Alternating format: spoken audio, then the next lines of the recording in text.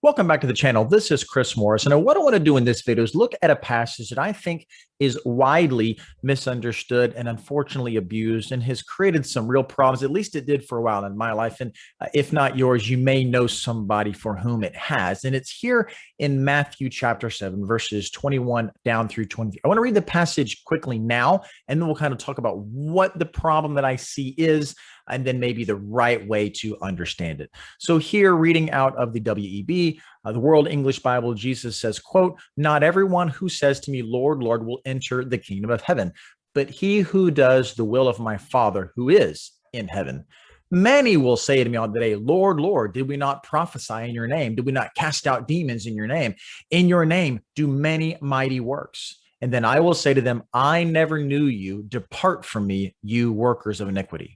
So let me try to state this problem as I see it as succinctly as I can. And it is this. This passage clearly seems to imply that there will be people in the final judgment who thought they were Christians, thought they were believers, thought they were on their way to heaven, but in fact will go to hell. Jesus says, "Depart from me, I never knew you," and calls them workers of iniquity. And so this is typically taken, and it was taken by me for a long time, that a worker of iniquity is someone who is living their life in sin. And so this clearly seems to say that if you live your life in sin, that is strong evidence that you are in fact not saved. So there are a few problems that I see in this particular interpretation. The first is it seems to deny any sense of assurance whatsoever. After all, if at any point in time you thought you were saved, but it turns out that your sins reveal that you are a worker of iniquity, well, how much sin does that need to be? And this passage simply doesn't address. We can create any answer we want to that, but the fact of the matter is Jesus simply calls them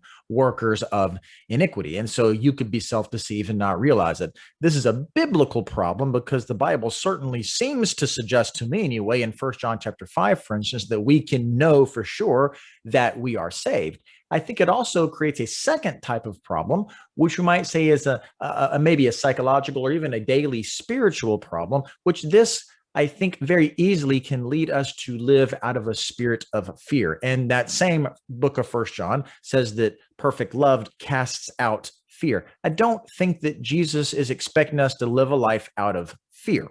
And third, I might suggest that this creates a problem with the atonement itself, insofar as if these people are going to hell for their sins, if that's what we're taking iniquity to be, which is again the way it's traditionally interpreted in my experience anyway, well, then which of these sins did Jesus's sacrifice not cover? This seems to be a problem no matter your view of the atonement.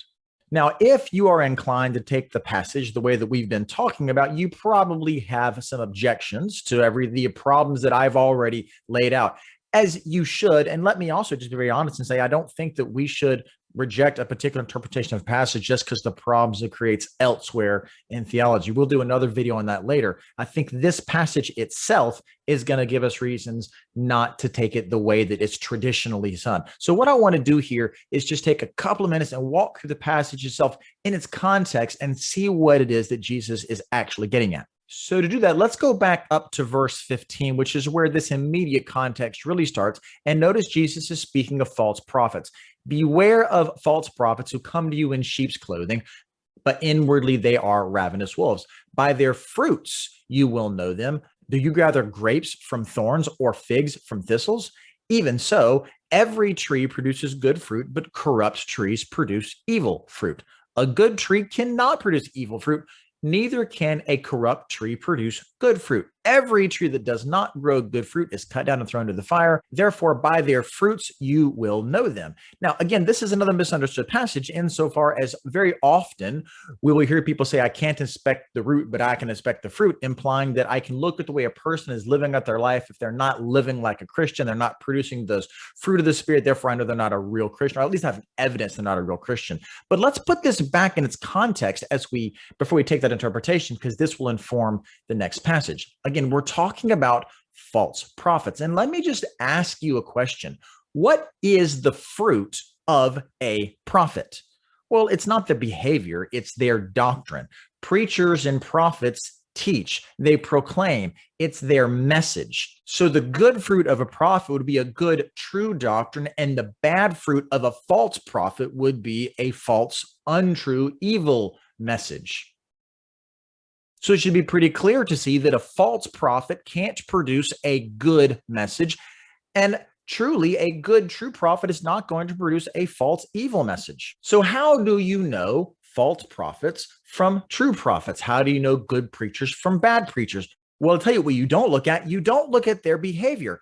There's a reason Jesus starts with, they come to you in sheep's clothing. This doesn't mean they're saying all the right things. It means on the outside, they look like the real deal.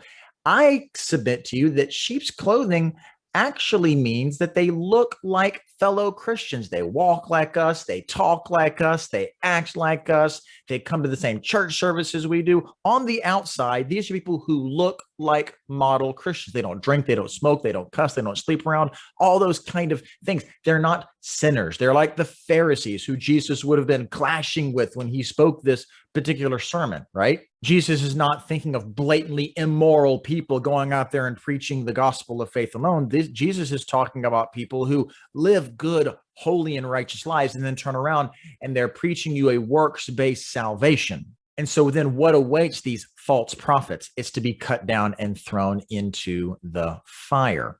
Now, that's what's going to get into the next passage. Many will say to me, Lord, Lord. Again, we're talking about false prophets. These are people who claim to speak in the name of Jesus. They've said Lord a bunch. These aren't simply professing believers. Again, I know it's fashionable to take this passage and say, you can't just say Lord, Lord, and live like he doesn't really matter.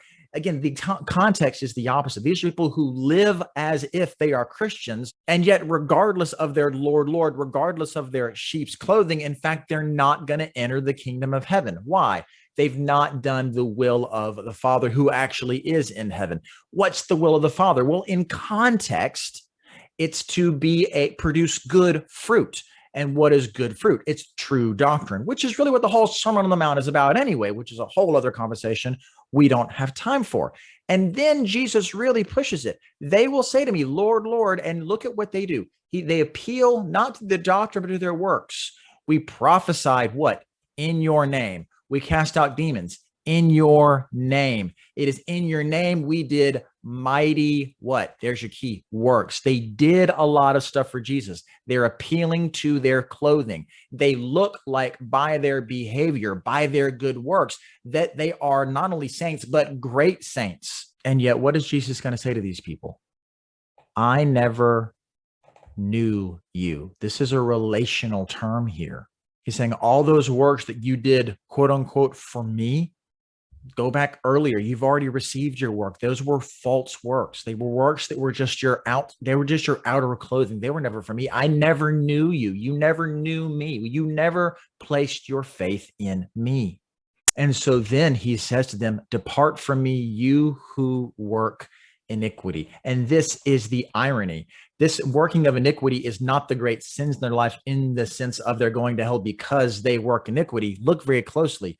He calls their work iniquity because they have just been all of these works they're appealing to, the prophesying in his name, the casting out demons in his name, the mighty works in his name. Those are the very works that Jesus calls iniquity.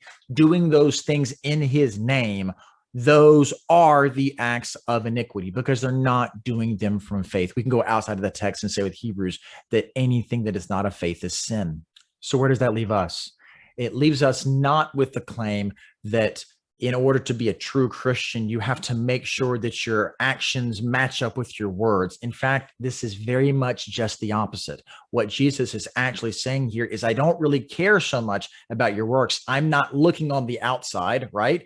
Jesus is looking at the heart. He's looking at the inside. Jesus's question is not what works have you done, but do you trust him? Have you placed your faith in him?